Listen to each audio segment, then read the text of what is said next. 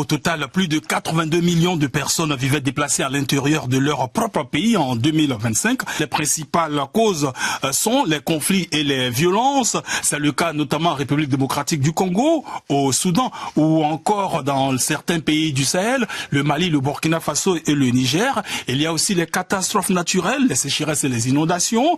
Les conflits et la violence ont été responsables de 32,3 millions de ces déplacements, soit une hausse de 60% par rapport à 2024, tandis que 29,9 millions de déplacements ont été provoqués par des tempêtes, des inondations et d'autres catastrophes. Et c'est là la question, parce que tout cela se passe dans un contexte où les organisations humanitaires font face aussi à de fortes contraintes financières. C'est effectivement le cas, des contraintes liées surtout aux importantes réductions de l'aide internationale américaine, les États-Unis historiquement premier donateur mondial.